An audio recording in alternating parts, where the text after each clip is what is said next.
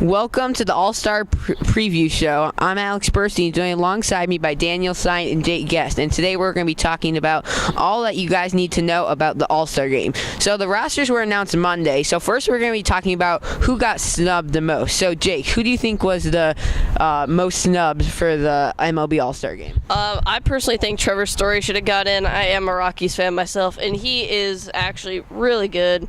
People underestimate his talents. He has a really good batting average for how much he's at the plate and what he does at the plate, and his on-base percentage is actually pretty good. Daniel, who do you think got snubbed the most for this All-Star Game? Well, I have two candidates from one candidate from each league. For the AL, it would be Blake Snell. He was second in the whole league in ERA with 2.09 ERA. And for the NL, it would be Albert Almora Jr., who was fifth in the league in batting average and first in the NL. He had a 323 batting average. He's a great defensive player.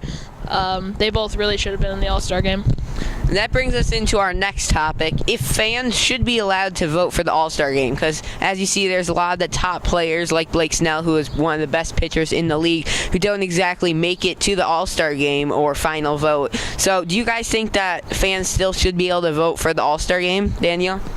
I do think that fans should be able to vote for the All-Star Game, because if the players or the MLB conducted the voting, it would basically just be the same, 20 players. We wouldn't have players like Max Muncy, who just came into the league, if the MLB made the voting, Muncy probably wouldn't be in there because he's just not a big name, because, the MLB has to get that money.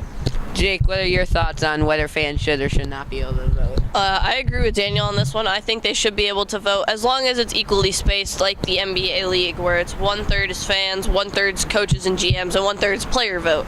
Like, if they make it even to where fans aren't just getting these random people in the All-Star Game who are just their favorite players, so, because they're somehow connected or whatever somehow, then it's okay. As long as we're not getting, random people who ride the bench in the All-Star Game. Right. Okay, next we're going to move on to the Home Run Derby, which, as you guys know, it's next Monday, the day before the All-Star Game. So who do you guys think is going to be the surprise or the winner of this Home Run Derby? You know who I have to go with. It's Bryce Harper here. They took Aaron Judge and Giancarlo Stanton aren't in the Home Run Derby this year. They voted against going in it. So I'm going with Bryce Harper, but you never know. Daniel, what are your thoughts on the Home Run Derby this year? I'm going to say that my safe pick would be JD Martinez. He's leading the league in home runs with 28. But if I wanted to pick a sleeper, I would pick Mike Trout. I think he has 25 home runs, and he's the best player in our league. And I don't know, he, probably could win. And finally, we're going to be talking about, as most of you probably know, the MLB All-Star Game has no implications on World Series home field advantage anymore. Do you guys think that this was a mistake for the MLB, or if it's smart because the All-Star Game is not necessarily the best show of a league's skill? Daniel, what do you think? I think that it's good that they said that the All-Star Game doesn't have anything to do with home field advantage, just because the All-Star Game is it's supposed to be kind of a fun time for the players, and it really doesn't represent anything with the home field advantage for the World Series, because most of those players in each side for the All-Star Game are probably not going to be in the World Series, so it really doesn't matter to them. Jake, what are your thoughts on this? I agree with Daniel a lot on this one, because it's the All-Star Game. Come on, give the players a little bit of a break while they're just trying to have fun and play some non-very competitive baseball.